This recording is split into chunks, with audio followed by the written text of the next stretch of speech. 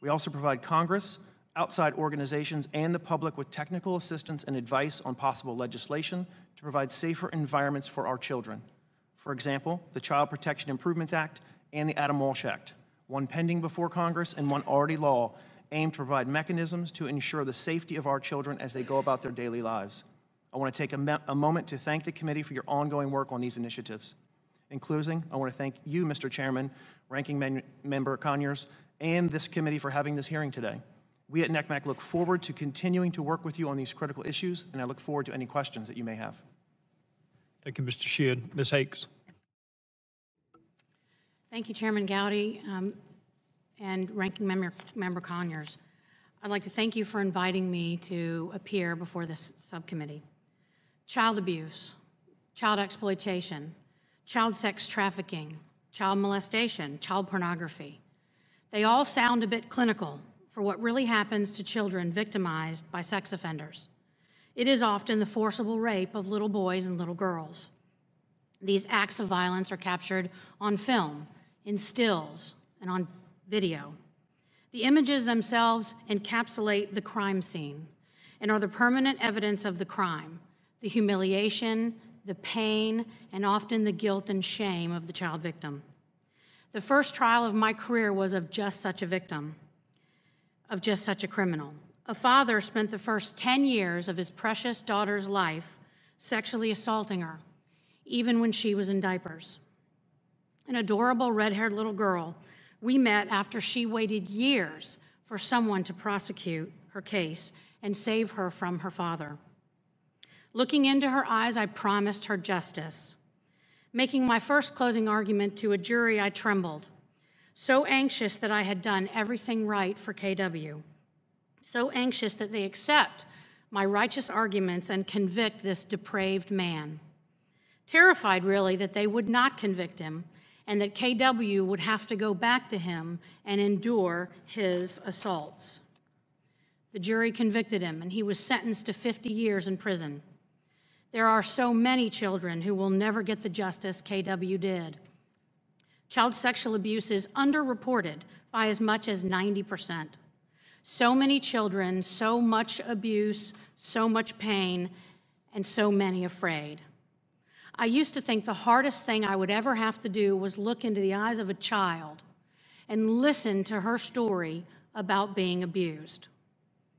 I was wrong. The hardest thing I ever had to do was watch their abuse. Sometimes still photos, sometimes video, sometimes with sound. All heart-wrenching and even now, impossible to forget. I remember all their faces. Sometimes they had a frozen smile. Sometimes they cried. Sometimes they screamed. These images included infants and toddlers, also very helpless. Most of them, I would never learn their names, where they lived, or who was hurting them. The struggle to cope, knowing how many are out there even now, will always be with me. No one who has seen these images is untouched by them. I would like to give my heartfelt salute to those analysts, officers, detectives, agents, and prosecutors who today search for these offenders, rescue these children, and endure these images.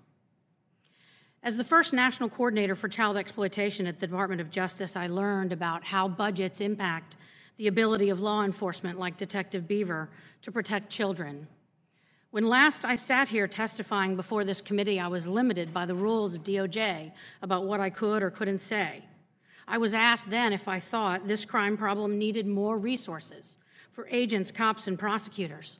My answer, dictated by DOJ, was, we support the president's budget. I now have no such constraints.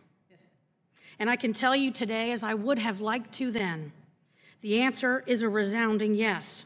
It was yes then, it is yes now, and will always likely be yes. If you all could talk to a child like KW, if you all were forced to watch every day the images and hear the sounds of children being exploited, victimized, or raped, you too would answer a resounding yes. It is a sad fact that police, agents, and prosecutors all over this country are drowning in these cases.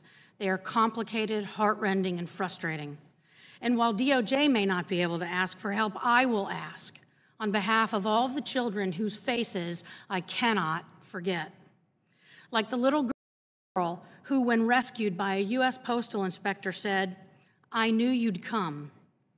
I begged for your help with my eyes when he hurt me and taped it. I knew you would see and come for me."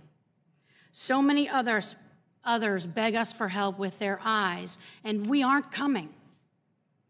So many millions and millions of the images of children being sexually assaulted are shared around the world, and the good guys are losing.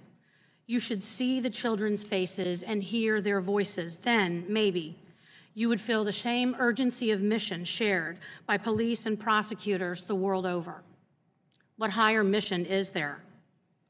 When we prioritize other things, we should have to look into the eyes of KW or children like her and explain to her why we haven't done everything we could to see that her father never hurt her again. I know this committee and Congress in general is constantly asked for resources for many worthy issues.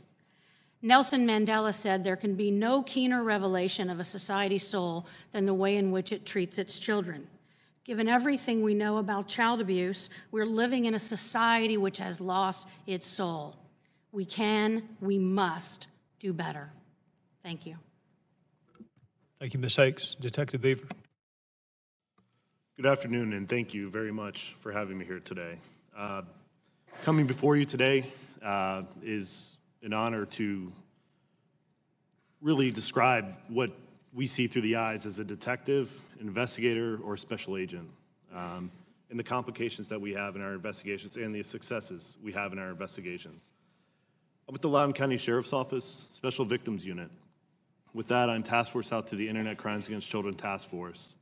We aggressively go out each day, hunt down child predators, rescue victims, get them services, and allow them to go back to a normal lifestyle that they deserve. Even this morning, before coming here, we did a search warrant at 3:30 or 4:30 in the morning. We stay busy every day, and we will continue staying busy fighting the exploitation of children.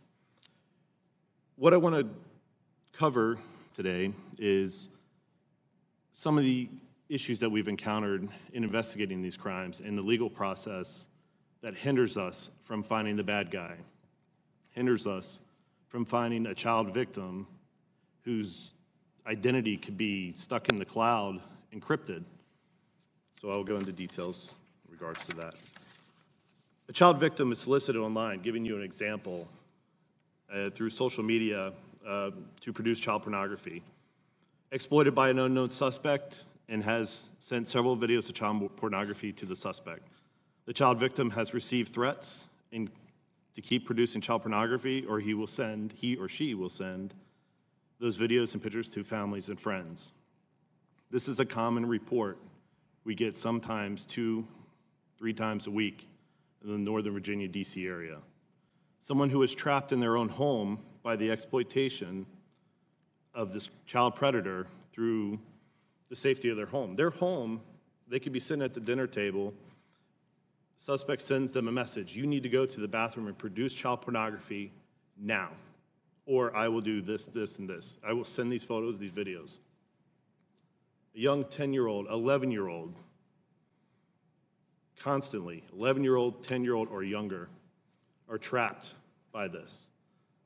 They're unable to reach out to their family because of these threats. And they could live with this for hours, days, months, or years. And by the time we get to the victim, there could be hundreds of videos or images that are submitted. When we submit legal process to whatever company that they use, you can pick any of them, we run into hurdles. And I want to get into some of those hurdles that we come across.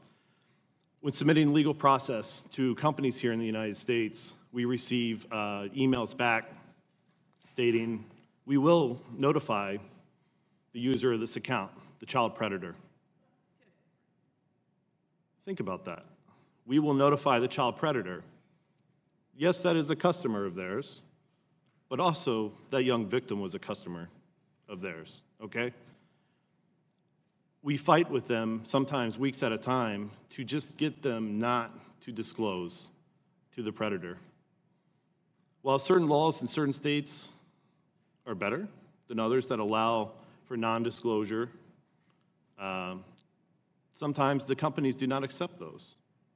And then again, we get another email back saying we will notify them, give them 10 days to challenge it, and have the ability to, for them to challenge it, and it comes back to us, and it's a ping pong, back and forth. Meanwhile, that suspect is exploiting other children and is continuing with that process. At times, they notify the suspect of our legal action. That alone,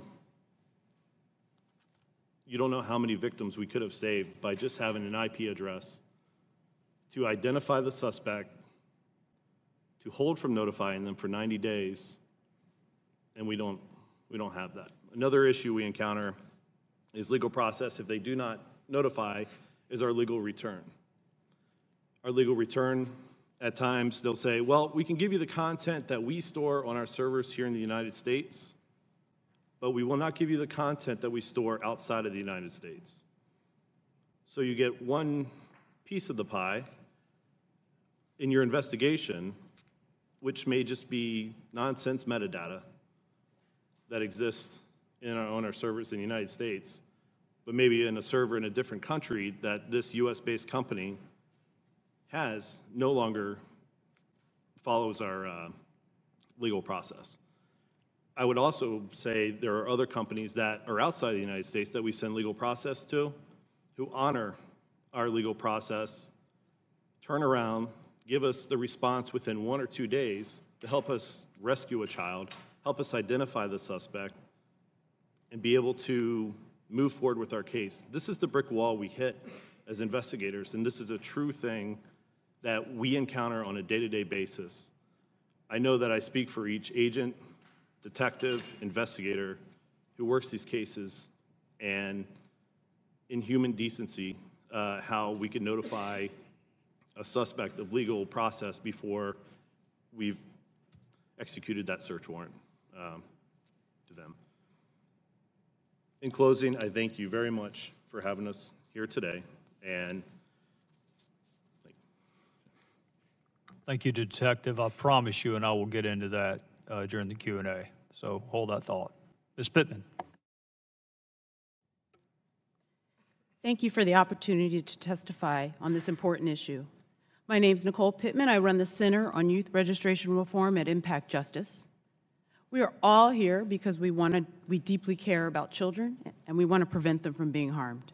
Over the past 20 years, Congress has enacted a series of well-intentioned legislation designed to combat crimes against children.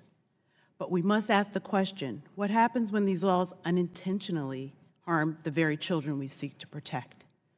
Who are the children caught in the crosshairs of policies created to combat crimes against children? I'd like to share a story about Bobby. Bobby's from Texas. He was 11 years old and lived in an area with a lot of kids. They were playing a game, and a 13-year-old was in charge, and they said, let's play this game. I'm going to turn off the lights. Everybody take your clothes off and try to get dressed as quickly as possible. Bobby was a class clown, decided to not put any clothes on. The lights went on. Bobby was naked. Everyone laughed. Bobby put his clothes on. They ate pizza. The night was good. When the little girl, the 6-year-old girl that was there, was picked up by her mother, she said, I saw Bobby's penis. The mother reacted in a very common sense way, and the case went to the police. A couple days later, she found out what happened, but they said we could proceed without the victim. Bobby was adjudicated delinquent in juvenile court of indecent exposure, which is a registrable offense, and he went to juvenile detention from the age of 11 till 18, where he received juvenile sex offender treatment. When he got out, he was a registered sex offender, where you can't live anywhere near children and can't live with children under 18. He couldn't find a place to live.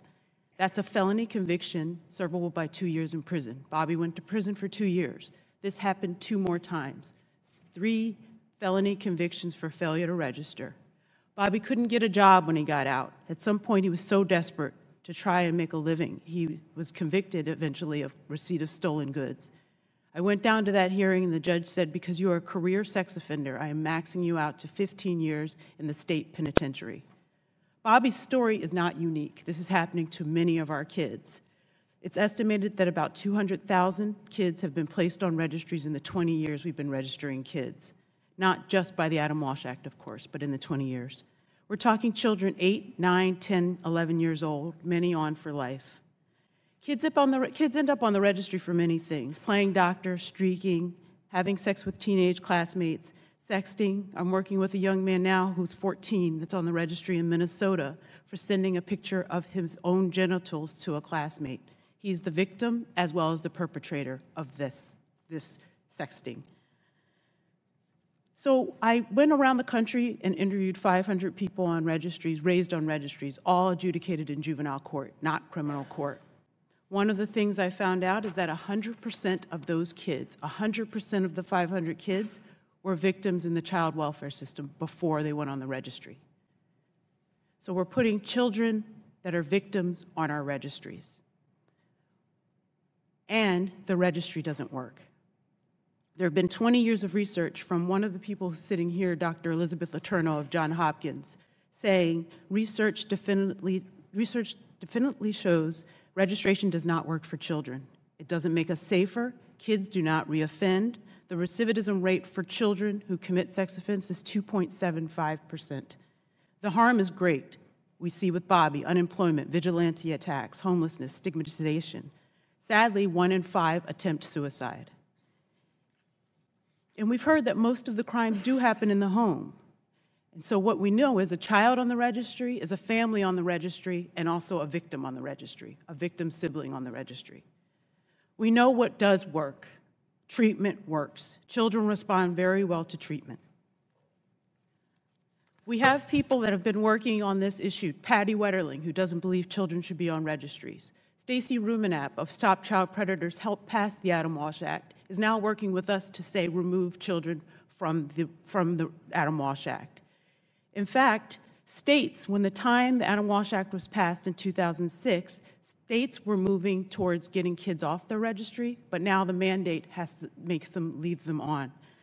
And it makes states have to move in the opposite direction. So what have our lessons learned? We learned that since the Adam Walsh Act was passed, these registries are full of children who have been victims themselves. We've learned that treatment works. We know that a child on the registry faces lots of stigma. Thanks to research from our Street Institute, we know that it costs $3 billion to register children. This could be spent on upstream solutions, such as interventions, that actually stop or prevent harm from happening in the first place.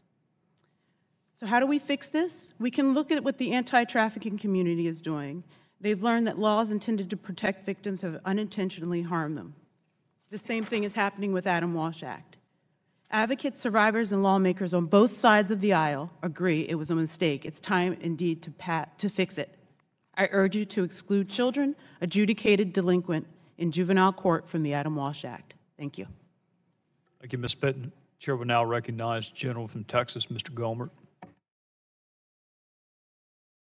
Thank you, Mr. Chairman. Thank you all for your work as well as being here today. Mr. Sheehan, you'd mentioned that you received so many tips, you have to triage them. What methods do you use to triage what's most important? Thank you, and it's an excellent question. We have a ranking system, and it's based on the information that's received. We have a hotline that's there 24/7 that reviews all of these leads that come through. And in some cases, you may have a company that is aware of an imminent situation, and they're going to escalate that report and bring it to our attention. But oftentimes, it's a parent or someone who's calling in and giving those key indicators that you have a child that's about to go and meet with someone, and there's imminent danger for that child. We escalate those reports. Those are our highest priority. It's the type of case that we're going to wake up Detective Beaver or some of the other ICACs in the middle of the night so they can address that situation. But every time that case comes through, every report, it's reviewed and it's triaged based on that imminent risk to the child if their life's believed to be a danger. Well, when you're provided with child pornography, you have any way of assessing, just giving a rough percentage about how often you're able to identify the children? Yes, and that's a key component to both the cyber tip line and our victim identification program. We have worked with technology partners such as Microsoft to develop tools like photo DNA that allows for robust image matching technologies. And the idea is to weed out known images. Our victim identification program is there specifically for that purpose of keeping track of which children have been identified, so they can in turn focus on those new victims and help law enforcement ensure that victim can be rescued from that harmful situation. Well, Ms. Higgs, grateful for your work. When you see girls who are used in sex trafficking, and they are victims themselves, do you end up seeing them prosecuted themselves very often? How often, if they are? Mr. Gomer, that's a great question, and a lot of states are struggling with that very issue when it comes specifically to child sex trafficking. Something called safe harbor laws are making their way around the country where states are adopting not prosecuting children who are being forcibly prostituted. I certainly support those laws. I would like to say, if you don't mind, I would like to say something Ms. Pittman said earlier about all of the 500 former children that she spoke to who grew up on the registry had been victimized or in some way prior to that. And I just wanted to say on the victims' behalf, the vast majority of victims never become offenders. And I want us to be very careful that we don't accuse victims of child sexual abuse as having some greater percentage chance of becoming victimizers, because they have no greater chance of becoming victimizers than the average person in the population. So I just wanted to clear that up. I know, I think, was it somewhere in California, I think one of the cities there, maybe San Francisco, had taken away the illegality of someone under a certain age engaging in sexual activity, which I understand the motivation to try to keep from making victims further, but on the other hand, from my experience as a judge and as a prosecutor, there are times when that's what gets the child out of the situation they're in. And if it's illegal, it seems like that would be more motivation for pimps or whoever is doing the sex trafficking to get more and more kids because, gee, it's not illegal for them to do it. Detective Beaver, you have observation about whether it should be illegal or not for children to engage in inappropriate sexual activity? In regards to that, we find sometimes the only way to get them the services that they need is through the court. We seek them to voluntarily go and have treatment and to be able to be re-entered into society and not have to be in that world.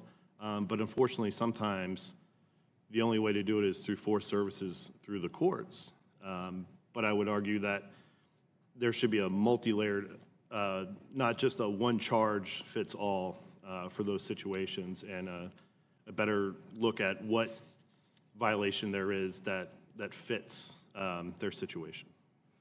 Thank you. My time's expired, but it seems like it may be more appropriate to make sure prosecutors and judges are educated about the role they can play rather than making that kind of activity legal. I yield back. Gentleman yields back. Chair will now recognize the gentleman from Michigan, Mr. Conyers. I want to thank our witnesses today. This is a very important and sensitive subject. I wanted to ask Ms. Pittman first. You testified that the states are still grappling with the question of juveniles and the Sex Offender Registration and Notification Act compliance. Can you tell us a little bit more about that and why this situation exists? Absolutely. So when 2006, the Adam Walsh Act was the first federal law, as we know, to include juveniles adjudicated delinquent. That was an amendment that happened at the very last minute. So in terms of the interplay of how we put kids on the registry in states by guidance by Adam Walsh Act, there's problems. So for example, it's supposed to be anything more serious than aggravated sexual abuse. However, certain statutes, South Dakota, for instance, does not have a consensual statutory exception, so that a 14-year-old with a 13-year-old, you can't consent to sex under the age of 14. A 14-year-old or 13-year-old is convicted, adjudicated of forcible rape. So that is a rape in South Dakota. So if we said, hey, we only want to keep serious children offenders on the registry, we would exclude all of those kids where it's a consensual sex offense. So the problem is that the Adam Walsh Act really has extra punishments when the child is under the age of 14, but they're not looking at who the perpetrator is. And so that translation is just coming out disproportionately against children. The other thing is that, as I mentioned, is that states were moving in the direction in 2005, 2006. We just had Roper v. Simmons, where we found out kids are different. We got rid of the death penalty for juveniles. And at that time, states were looking at the research and saying, we don't think we need to be putting kids on registries. But then the mandate came down saying that they had to. So states really can't even follow what they want to do with their own public safety because of that mandate. What's your view of how this could be corrected? In terms of how it could be corrected, juveniles were actually included in the act in 5 words, basically saying, for purposes of registration, a conviction includes a juvenile adjudication. That's never happened in any law where we're redefining what a juvenile adjudication is. What I think is that we should take juveniles out, those 5 words, or out of the Adam Walsh Act, and allow states to do what they need to do, but also use that $3 billion that we're using for registering just children to use for prevention, intervention, and treatment services. There are 10 states that have absolutely never registered children, and in fact, their incidences of child-on-child sexual harm are lower, and in some states, the recidivism is lower. Registration has no effect on stopping child-on-child sexual harm. We need to be putting things on the front end to stop it from happening.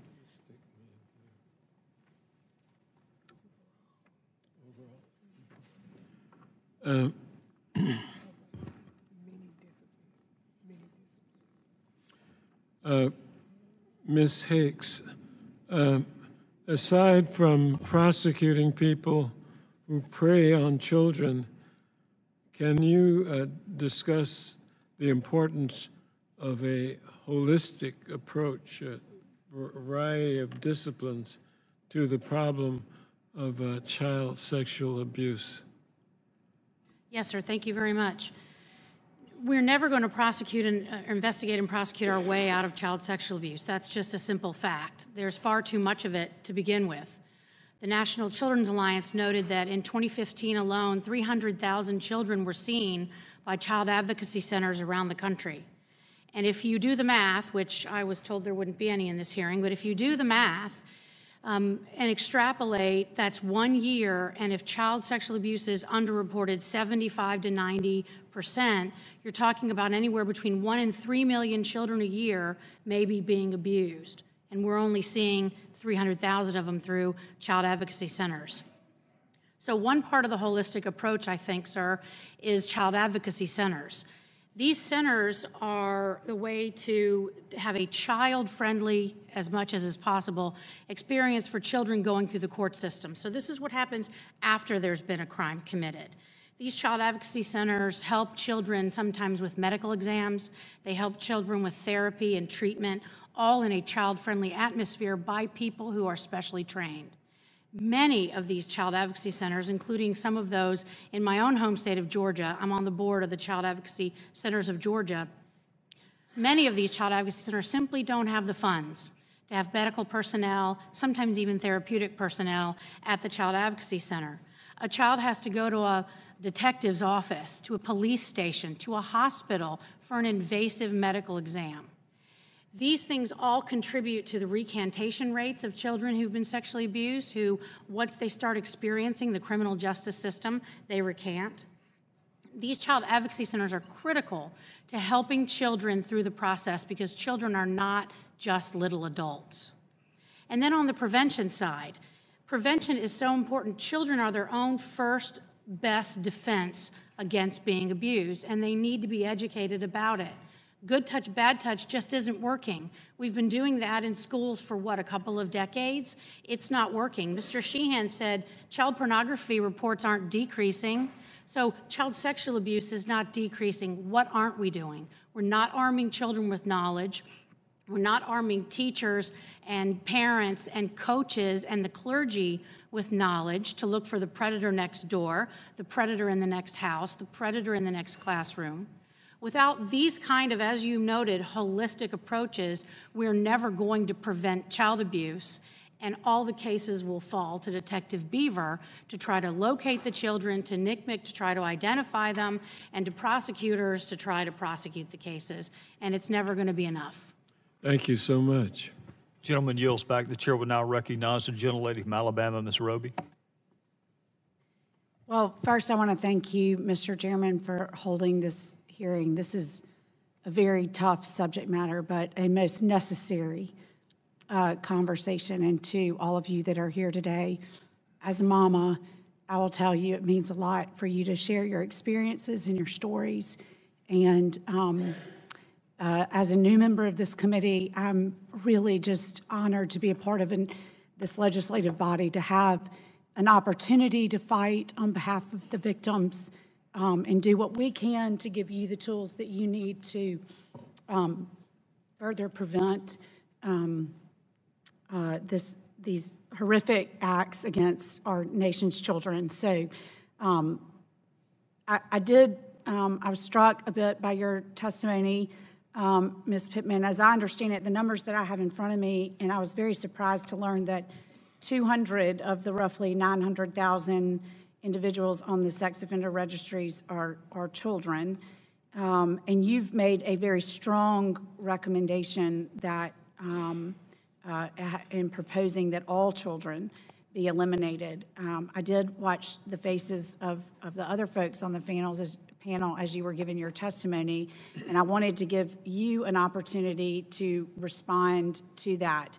I think that there has to be some middle ground on this issue, and I think it's incumbent upon us on this committee to hear from the others on the panel with your expertise as well to have an opportunity to respond to that. So I don't care what order, but if you would weigh in, that would be most helpful. Thank you, Congresswoman. I appreciate that. There's no question that it is a troubling topic when you think about children abusing children. But in my practice as a prosecutor, I have handled cases of children abusing children. I had one case that was a gang rape case of an 11-year-old girl by 20 men and boys, starting at age 11 and ranging all the way up to age 30. This little girl was mentally disabled and was trapped in a closet for 8 hours while these 20 men and boys took turns sexually assaulting her. The one that was under 12 was treated as a juvenile. That was a sex offense. He attacked her in a dark closet while they videotaped it. There's no question that that child understood what he was doing was wrong. And I will fight to my dying breath to say that the public deserves to be protected from him. And that is the purpose of a registry. It is not punitive. It may have punitive consequences, as sex offenses should. But the purpose of it is public protection. And you, who are a mother, would you or would you not like to know that the man living next door 5, 8, or 10 years ago trapped an 11-year-old mentally disabled girl in a closet and sexually assaulted her? Or do you think it's okay not to know and your kids might play in his backyard on his trampoline? We have trampolines in the South. This is why there is leeway given on the registries. The Adam Walsh Act requires registration for serious offenses for children over 14. States deserve to make some of their own decisions on this. The district attorneys in those states are in the best position to assess whether that 11-year-old boy that I prosecuted should be convicted of a registrable offense. But I will always defend the right of the public to know that they are forced to live next door to a sex offender, and that is the function of the registries. Thank you. Well said, Francie. I'll be brief because I know your time is tight. No registry is perfect, and I think critical voices are important to encourage a review and to help make improvements along the way. I saw some comments and testimony by Director Harlow of the United States Marshal Service last year, where he, based on some of these criticisms and the quite high numbers, these 200,000 statistics, he had the U.S. Marshals dive into the registry and a bit of this data. And according to their review last year, it was around 2,000 juveniles are on the registry, and therefore very serious offenses. They must be at least 14 years at the time, what I would consider worst of the worst. So in many ways, I would encourage this committee to reach out to the United States Marshal Service, the SMART office, and try and get some of that updated information and dig into it a bit more. You may have some updated numbers, and it's not nearly as high as some may suspect. So my time has expired, Chairman, but Detective, if you want to respond for the record, that would be great. I'd love to hear your perspective. Mr. Chairman, I yield back. Quickly, I have dealt with these situations for years, working special victims cases, where you have a situation where you have to go to the prosecutor and say, we are charging this child, this juvenile, for this horrible act that they committed against another juvenile, or sometimes against an adult. We weigh heavily on our prosecutors to be educated and assisting us with kind of a MDT approach, a multidisciplinary approach to what is best for the child, what is the best for the public, and the safety of the public. And we weigh each case heavily on these MDT meetings. But I would say that we have encountered juvenile sex offenders who, in my career, are some of the scariest people I've ever met. And in my written statement, I placed that in there. Gentlelady from Alabama yields back. The chair will now recognize Gentlelady from California, Ms. Bass. Thank you, Mr. Chair. What was the scariest thing? What did you just say? I'm sorry. Yes, I'm happy. It's a case that I worked over multiple years involving a juvenile, and by scariest is what the potential of that individual could have done in separate occasions, could have killed 4 juvenile victims. This was a 16-year-old male who attacks 2 juvenile females on the way to school one day on a bike trail behind his house that he sees people walk on every day, attacks them. They fought back. Luckily, another student had walked by as well. They fought back, clawed him in the neck, and he ran away. When interviewing him after post-Miranda, after giving him his Miranda rights, he stated that he had every intent to take him back to his home, or at least one, to molest them, and then push them in front of a bus. God. Okay. Continue on, Gotcha. on this further down, we encountered him again after he got off the registry. At the age of 19, he was released from DJJ, which is our juvenile justice. Within a year, he attacked younger children while he was on the registry, while he was GPS monitored, while he was allowed to work inside of a restaurant. Okay. I did want to ask you, thank you. And I also want to thank all of the panelists for the work that you do. I wanted to ask you, Detective Beaver, a couple of questions because you were making reference in your testimony to companies. You talked about them notifying essentially the predator. And I wanted to know, and you also talked about some barriers, and I wanted you to elaborate about that. And I don't want to run out of my time because I would like Ms. Pittman to respond, as well. Quickly going over the barriers, we do have companies that several companies that will use verbiage as the following. Yahoo will respond to us they will notify users about governmental requests for their information except when prohibited by law.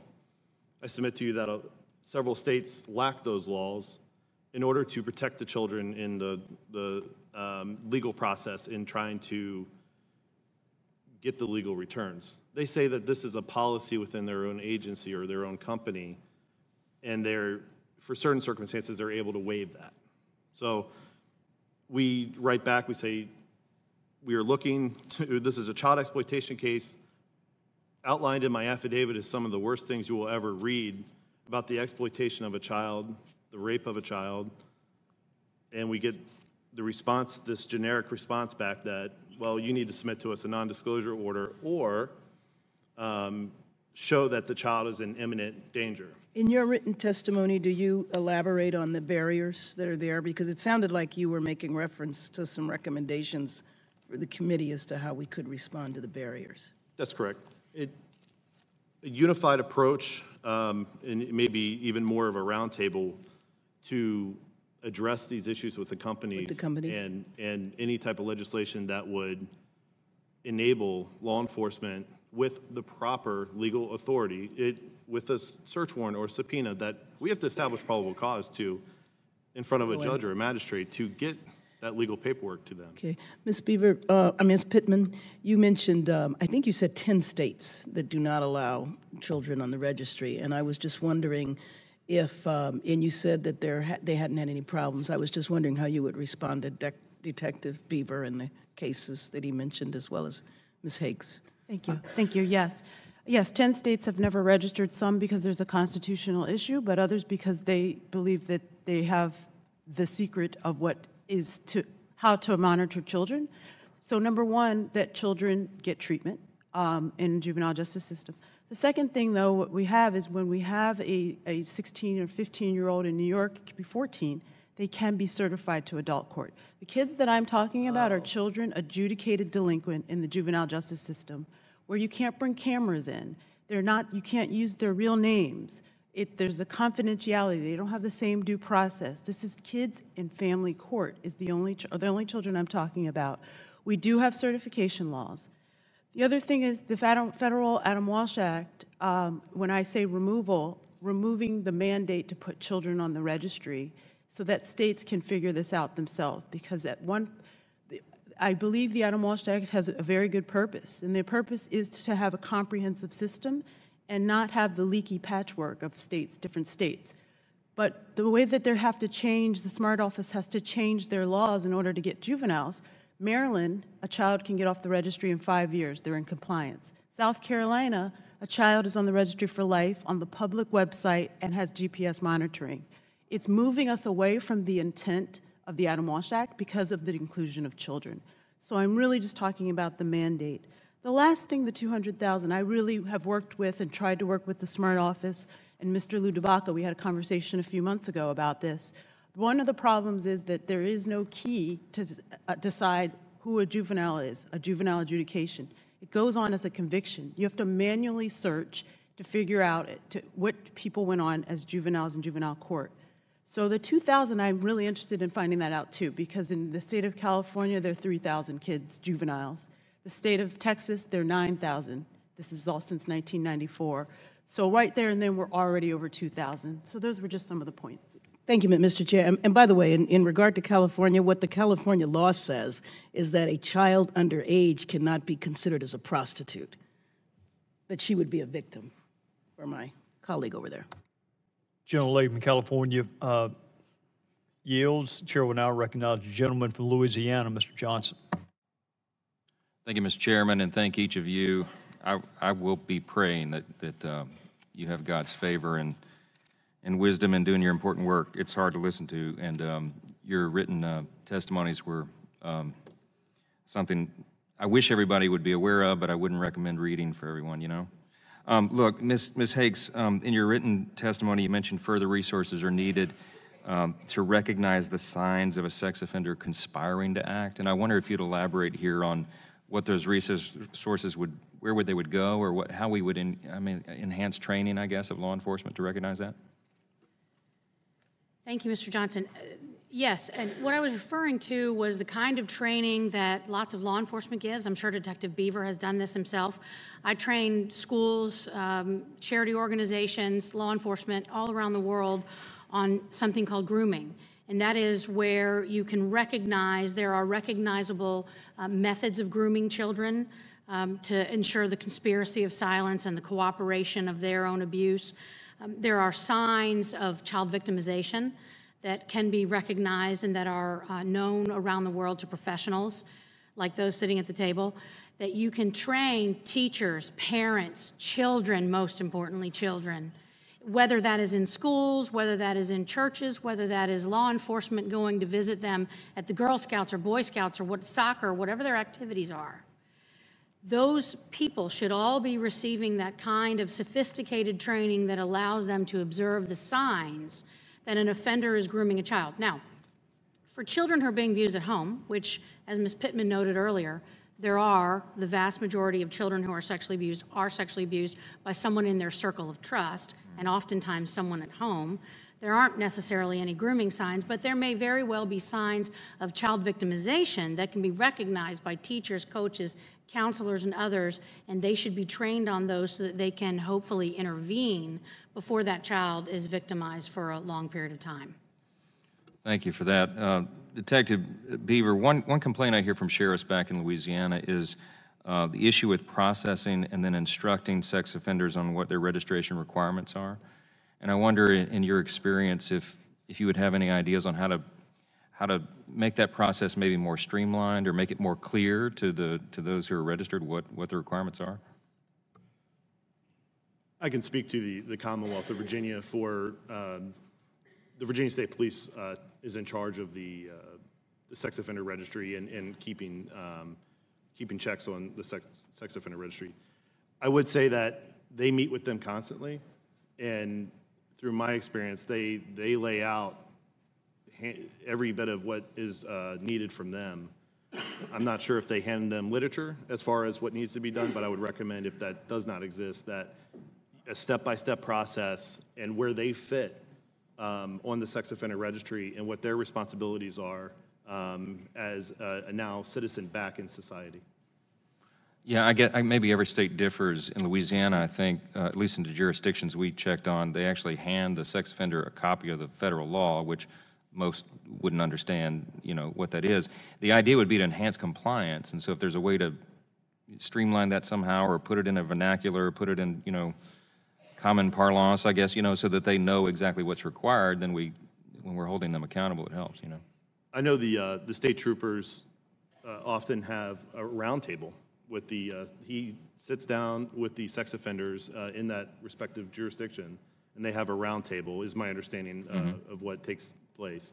And it's that in-face approach, that explaining to them where not to go, not what to do, and really I think literature breaking it down more than just a federal code would help. Thank you, appreciate that. Mr. Sheehan, I've got just maybe 50 seconds or so. Does your organization currently communicate any information or update the state and local agencies that oversee absconded offenders of your specific efforts in apprehending non-compliant sex offenders? So in 2006, after the Adam Walsh Act was enacted, we at the center created a sex offender tracking team. That group of analysts specifically works with local, state, tribal, and federal law enforcement, primarily United States Marshal Service, to assist as they investigate non-compliant registered sex offenders. Since that time, we have helped in more than 75,000 investigations. Wow. Thank you all.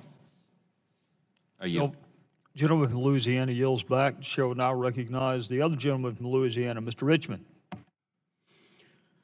Thank you, Mr. Chairman. Let me just kind of pick up and Ms. Pittman, Nicole, let me just say it's nice to see you. We went to law school together in Louisiana at Tulane.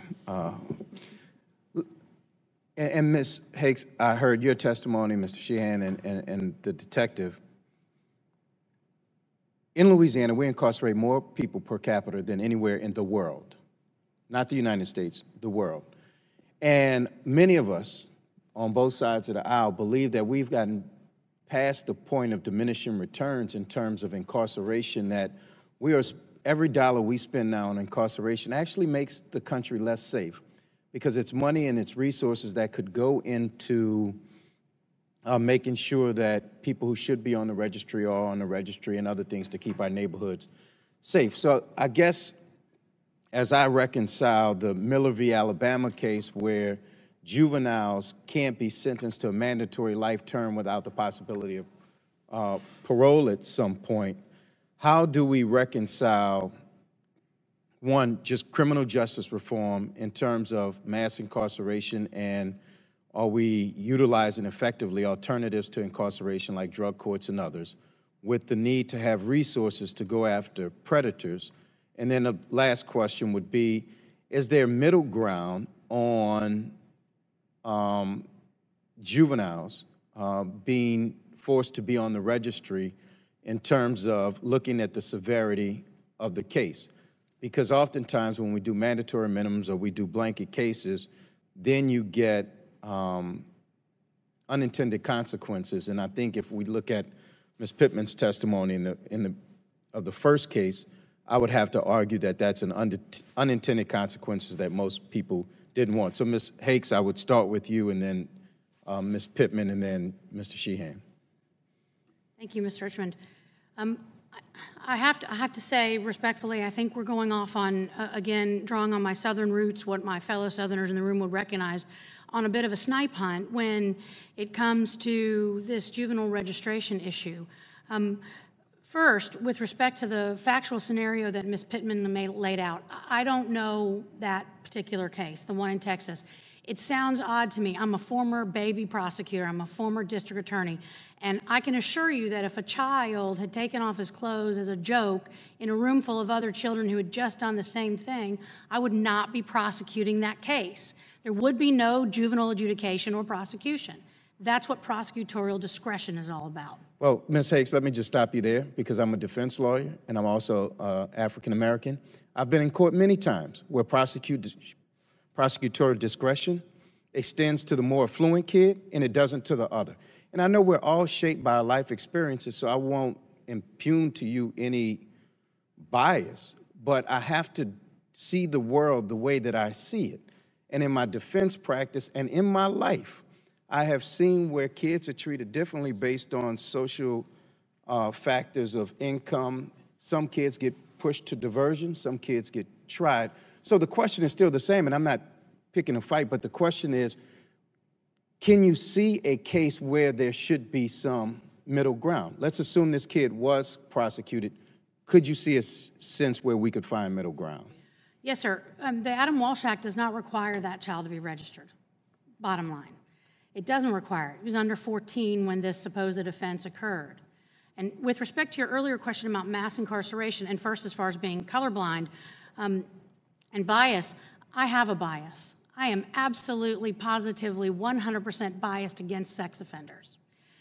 And I will always err on the side of incarcerating someone who victimizes a child.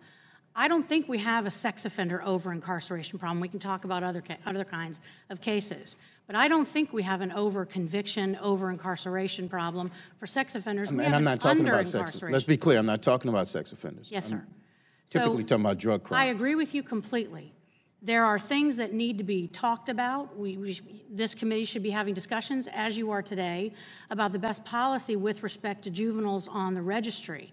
But we are at epidemic proportions of child pornography and child sexual abuse. We're not at epidemic proportions of children being registered on the sex offender registry. So while I certainly respect your question, I understand what you're saying, and I can't solve the problems that you've asked me about today. But what I can say is that the bigger problems are about, broadly, child sexual abuse and whether or not people like Detective Beaver and Mr. Sheehan have the resources that they need in order to rescue these children and prosecute the offenders. And I say the answer is no.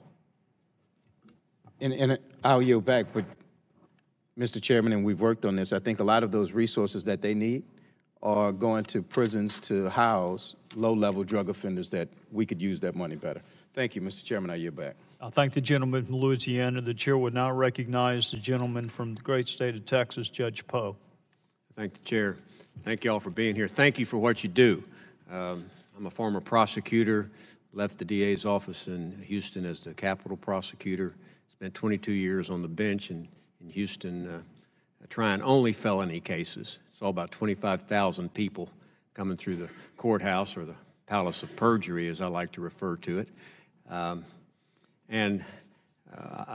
want to specifically, first of all, thank Mr. Sheehan for what you do with NCMEC. It's a wonderful organization, and it has done a lot of good things for our country. I'm glad that the Adam Walsh Child Safety Act passed. It's coming up for renewal again. I added in that legislation, Section 113, the registration requirement that if you leave one state, you got to register in the next. And while a lot's going on in this building today, and there's a lot of hearings going on, what we're talking about are the greatest resource we have. We're not talking about roads and bridges and taxes. We're talking about children. And myself and Jim Costa from California were chairs of the Victims' Rights Caucus that promotes victims' rights. A lot of it has to do with this lady right here. Thank you. Jessica Lunsford. Jessica Lunsford in 2005, and that was a rash of kidnappings, sexual assaults, and murders of children throughout the country. She lived in Florida. She lived with her dad, Mark Lunsford, who I've gotten to know very well. He worked for the city. He drove a truck. She's asleep in her house in the middle of the night, and an intruder comes in and kidnaps her and takes her to his house. And as you talked about other cases, Ms. Hales, he put her in a closet, and he took her out from time to time when he wanted to abuse her. And it was over a period of days. He did a lot of bad things to Jessica Lunsford. When he learned that the police was after him, he told her what he was going to do to her. And that's what he did. He tied her up with an extension cord, and he put her in trash bags, and he buried her alive. She was 9 when that happened to her. I guess she'd be 21 now. Because of her and what happened to her and who the perpetrator was, because he lived in Georgia and he moved to Florida, and he was a sex offender registered in Georgia, did a child sex offender, imagine that. Crossed state lines, nobody knew who he was, didn't register, and thus Jessica Lunsford ended up being another victim of somebody who preyed on kids. I'm glad we added to the Adam Walsh Child Safety Act the requirement that if you're a sex offender and you're registered, you change states, you got to register again, or it's another federal offense. I believe that has been effective. But, you know, we don't talk about Jessica Lunsford anymore. Time's moved on. And I just point this out because what the committee's doing, made up of a lot of trial lawyers, prosecutors, defense lawyers, we have an obligation to get it right with children, and I say especially victims of who have been killed or sexually assaulted, you know, just because they're kids, and that's who these predators pick. And I think we build prisons. We can talk about drug offenders and thieves and all of that kind of stuff, but we build prisons for people who hurt kids. That's why we build prisons, to keep them away from, away from the rest of us and away from other kids. So I just wanted to thank you for what you all do in looking out for, you know, all kids, even juvenile offenders who are kids. because I think we have an epidemic on our hands now. And now, because of trafficking, something we didn't even talk about in 2006 when this bill was passed, we have more of an issue of making sure we protect our most valuable resource. So thank you all for what you do to make life better for kids. Thank you, Mr. Chairman. I yield back. Thank you, Judge Poe. Chair will now recognize Mr. Liu. Thank you, Mr. Chair. I want to thank the witnesses for their work that you do. When I was active duty in the Air Force, I worked on sex offender cases as a prosecutor. And in the California State Legislature, I authored and co-authored a number of bills on sex offenders. So this is a very important issue to me. In my experience, do have the sense that sometimes it may take a long time for a victim of a sex offense to come forward, including children who are victims of sex offenses. So I want to ask the panel, is that true? And if it is, why does that happen? Thank you so much, Mr. Liu. It is true, and if you look, for example, at the clergy or Catholic Church abuse cases, we have some good statistics on that. And there have been as many as 10,000 victims who have come forward in those cases. But many of those victims came forward after 10 years and 20 years and 30 years and even 40 years. And even now, there's a percentage of them we know about because the priests have confessed to a certain number of children that they've abused, but those same children who are now adults have not come forward. And I think it's a very complicated issue why children don't tell. It is often a grooming process when you're talking about things like clergy abuse or abuse by a coach or a teacher. That is, the child is sort of bombarded with a constellation of behaviors designed to secure the child's trust, then secure the child for sexual activity, and then secure the child's conspiracy of silence in the end by showing them love and giving them gifts. It's almost the same way that sex traffickers gain their victims' trust, bring them into what they considered potentially to be a family, give them gifts, a roof over their head, clothing, and then slowly force them to engage in sex against their will. The same is true for child victims. I think also because most of the abuse happens in the family, children are very well aware that they're going to blow up their family when they disclose abuse. They understand fundamentally someone may be in trouble, someone may be going to jail, and they're unwilling to do it. I found in my practice, I'm sure Detective Beaver can talk about this, that oftentimes the reason children do come forward is because a younger sibling is now going to be targeted by the offender in the family, and so they feel compelled. They wouldn't have done it just for themselves, but now they feel compelled to rescue a sibling. It's very complicated. Thank you. So let me ask you, would you support extending the statute of limitations in the Adam Walsh Act? Should we do that? I do. Many states no longer have statutes of limitations for child sexual abuse, and I certainly support all of those efforts because I do think it is an incredibly complex problem. I tell people, I think I was telling someone at dinner last night, that as a prosecutor, as a federal prosecutor or a state prosecutor, I never tried a single child case where I did not have one person on the jury panel stand up and say, I can't sit on this case because I'm a victim. Some of those people said that was the first time they had ever disclosed that abuse.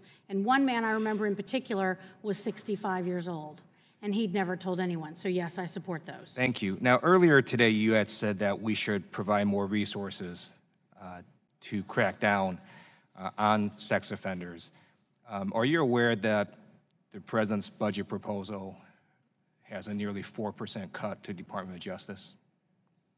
I did read that. I think that budget came out this morning, and I did read that in the news, yes. Although I have to say I'm no longer with the Department of Justice, and so I don't have to support, defend, or say I oppose the President's budget. Thank you. So, Mr. Sheehan, first of all, thank you for your work. My friend Sam Salakian is on your board, tells me great things that you all do. And having myself worked on this issue as well, it does seem to me that the scale of this problem is monumental. You talk about 250,000 reports to your cyber tip line. And I'll let you sort of answer. My time is soon up, so I'll let you answer this last question. We have a lot of laws cracking down on sex offenders, and there is still all this offending going on? What sorts of things do we need to do differently to try to mitigate this problem? Well, when you look at the issue of child sexual exploitation and the internet, it's vast. There's tremendous work that's being done by the technology companies to proactively identify, remove, and report. It's fantastic, and from a public safety standard, that's very, very good. However, the internet is vast, and to kind of go back to the resources piece, law enforcement are overwhelmed, and in many ways, they have to go into the dark corners of the internet to try and investigate these cases. So while the likes of Google and Facebook and Microsoft can actively patrol their own network, you've got places like Tor and the darknet where there's highly sophisticated individuals who are trading child sexual abuse images, and you need highly trained law enforcement who can go into those areas and rescue those children. What we're finding are brand new content in those types of forums, as well as dedicated boards towards children who are pre-verbal and being sexually abused, so they can't even identify their offenders. They're heading in that type of direction. You have peer-to-peer where there's file sharing. From a technological standpoint, you need to have highly trained investigators that can respond to these types of cases. Thank you. I yield back. Gentleman yields back. The chair would now recognize the gentleman from Texas, the former U.S. Attorney, Mr. Radcliffe. Thank you, Mr. Chairman. This is an incredibly important topic, but one that I realize is difficult to talk about sometimes. I can tell you that from my time as a federal prosecutor, it is the child exploitation images that I have been forced to view from an in-camera evidentiary standpoint that I will remember always as the most disturbing and difficult part of my job. Under President George W. Bush, the prosecution of child exploitation crimes became one of our core priorities at the Justice Department, and under Attorney General John Ashcroft, the Project Safe Childhood initiative was created, and it was in that context that I had my first interaction with NCMEC and was witness to the truly amazing work that is being done there. To that point, Mr. Sheehan, as of a few years ago, the most prolific child pornography image series in the country, at least at that time, was known as the Jan-Feb series. And by prolific, I mean the most widely shared, the most widely collected, the most widely traded among child predators. Hundreds of thousands of times, child predators around not just the country, but around the world shared the most graphic images of the sexual molestation, abuse, rape, and torture of a 6-year-old girl at knife point in a cage. Images so disturbing and so grotesque that as long as I live, I fear that I will never be able to get those images out of my mind. But the story of the Jan-Feb series victim also serves as an incredible testament to the importance of the issues that we're discussing today and the work that's been done at places like NCMEC and by ICAC detectives and by prosecutors. You see, it was a police detective working in an ICAC, as part of the ICAC task force, who in analyzing those disturbing images saw in the background a school logo. And working with the good folks at NCMEC, they were able to identify the school, and then the child, and then the child's biological father, who was in fact the child predator who was raping and sodomizing his own 6-year-old daughter, unbeknownst to the rest of the family. Because of the good work at NCMEC and with the ICAC, not only is that child predator currently serving a sentence of more than 200 years in a federal prison, but I had the opportunity to seek restitution under 18 U.S.C. 2252 and 2252A on behalf of that child victim, again, with the support, Mr. Sheehan, of the young lady sitting behind you, the general counsel for NCMEC, Yota Souris, and we were successful in doing so. And so around all of the unhappy stories today, I'm happy to tell you that the victim of the most prolific child pornography image series in the United States has been able to live a remarkably ordinary life. Extraordinary only in the sense of what she's been able to achieve based on what's happened to her, inasmuch as she will shortly be graduating with honors from one of the finest universities in the southeastern United States. Now, I offer that as my continued thanks to NCMEC and to ICAC detectives and former prosecutors, but I also offer that as an example to my colleagues on this committee about what we're talking about. This is not just law and policy, this is law and policy that is incredibly important and when done right works well. Everything from the cyber tip line, the CVIP, the Adam Walsh Act, all of those things are necessary and are needed. And so I appreciate you all being here today. I am curious, Mr. Sheehan, to talk a little bit about, to follow up on Mr. Liu's question about the technology companies. Does NCMEC have any partnerships with those technology companies to utilize innovative techniques to combat current trends in online sexual exploitation? Thank you. Yes, absolutely. We couldn't do our job without partnerships with technology companies like Google, Microsoft, Intel, Palantir. For example, in our child victim identification program, since 2002, that team has reviewed more than 200 million images and videos of child sexual abuse at the request of law enforcement. We are using robust image hashing technologies through photo DNA to quickly weed out the images that are known and have already been identified by law enforcement as known victims in focusing on those new children. Palantir is helping us to make sure we're not missing the needle in the haystack. And when we're talking about these needles in this haystack, we're talking about children and children's lives. We want to make sure that anything that comes through our system, we can alert law enforcement quickly so they can act upon those who are most vulnerable. So the technology companies, they are probably the shining star of our public-private partnership and enable us to do so much more, and they are in it for the right reason. So absolutely, thank you. Terrific. Well, if the chairman will indulge me, I'm sure someone's asked this, but I had to go to another meeting and another committee hearing. But one of the things in your report really jumped out at me in the cyber tip line, that just despite the good work being done, I know it's been incredibly effective, but those numbers have jumped at an alarming rate. I mean, 8 million, 4 million, a jump of 4 million reports in a single year, I think, 700% increase over a 2-year period. How is NCMEC dealing with that challenge? Well, we're certainly struggling in some perspectives. I mean, yes, we've gone from 1.1 million to the following year 4.4, the year after that to 8.2 million. The same 25 to 30 analysts are processing those reports on a daily basis. So we have invested in technology. You can't hire an army of staff to review those types of reports. So we're using technology to help us work smarter and not harder along those lines. It's also a testament to how the internet companies have embraced technology to proactively find, remove, and report this content. We are thrilled to have the opportunity to provide them with child sexual abuse hash values from publicly available images or from reports they've sent to us before, so they can find this type of content and keep it out of the public view. I appreciate the chairman's indulgence. I would like to ask questions of all of you, but let me just commend you all and thank you for the work that you've done and hopefully will continue to do in this important space. With that, I yield back. Thank the gentleman from Texas. I'll recognize myself last.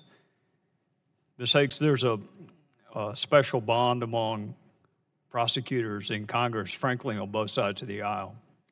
There's a really small chance that our previous jobs will enable us to go to heaven. So we are united in that.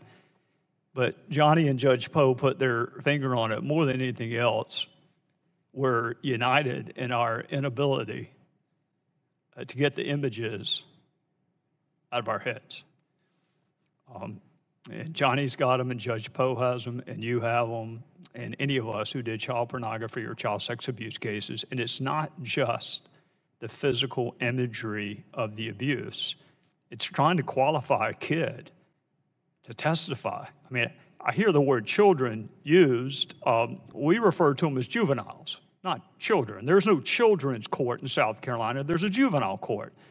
If you're a child and you don't know the difference between right and wrong, you're not going to be prosecuted, but you're also not going to be able to testify. So trying to get a 4 or 5 or 6-year-old kid qualified to testify in his or her own abuse case That's the image that I'm sure you still, as well as a defense attorney positioning himself or herself so that child has to look at the perpetrator while he or she is telling what happened to him.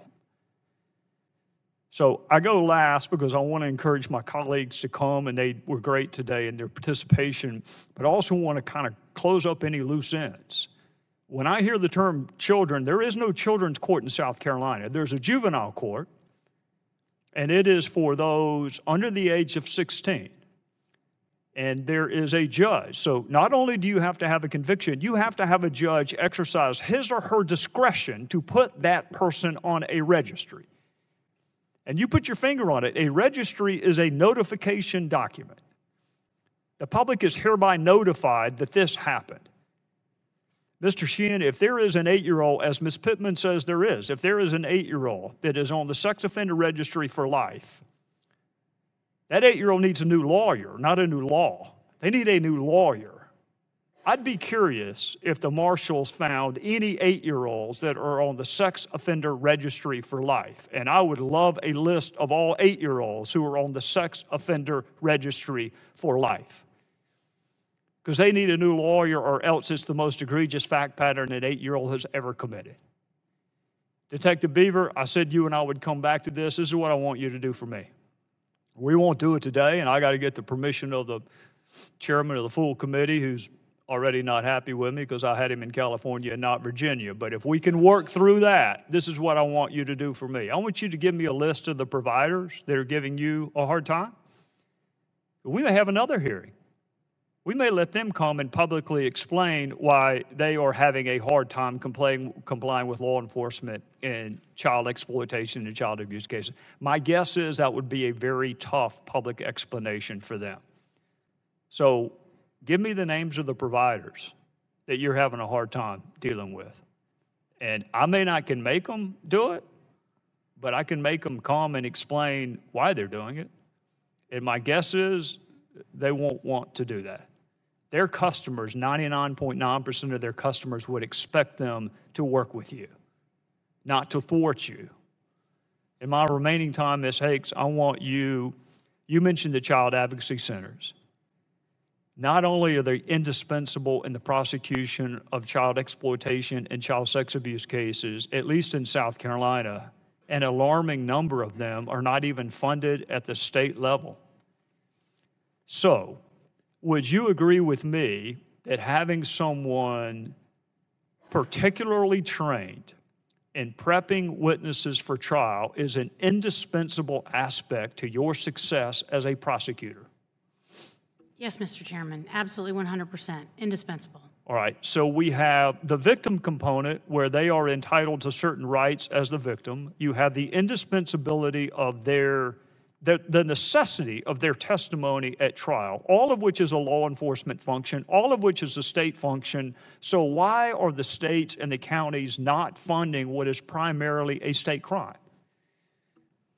Because they're cheap and kids don't vote. Unfortunately, I truly believe that. You've got, like I said, there are 795-ish certified by the National Children's Alliance child advocacy centers around the country. And the vast majority of them have to seek private funding to keep the doors open. There's no excuse for it. I don't understand the lawmakers in the states. The federal government gives some money to the National Children's Alliance, and they, in turn, dole a very small amount of money out to these centers. But they're seeing hundreds of thousands of kids every year, and I guarantee that's one of the reasons why kids recant, are incapable of testifying, don't get up on the witness stand. So that's why, even though you have a number of cases brought, they never lead to a conviction, because children need advocacy centers and a child-friendly process to go through this very difficult system, and they don't have it. And you would agree with me that these are among the very toughest cases of all to prosecute. So you're either going to have a child as your star witness, or you're going to have a pediatrician, preferably highly trained in being able to detect indications of abuse. But I never once had DNA in an incest case or a child sex abuse case. It's a witness, and it's an expert, and it's maybe a forensic therapist oftentimes, all of them come out of the Children's Advocacy Center, and very little money is dedicated to that at the state and local level, and I find it astonishing. I'm out of time. I'll tell you what I would benefit from based on your experience as a prosecutor. If there are investigatory, procedural, or evidentiary things that you think Congress should look at for which we have jurisdiction that would level the playing field for child victims. And I'm thinking about everything from the legality of allowing a child to testify behind a veil where they don't get stared at by the perpetrator and 12 adults they've never met before. Any of that that you have in your experience that has leveled the playing field for victims, I would greatly appreciate your sharing it with me, and I know my friends on both sides would as well. So, yes, sir. Thank you. I'll recognize Mr. Conyers if he has any closing remarks.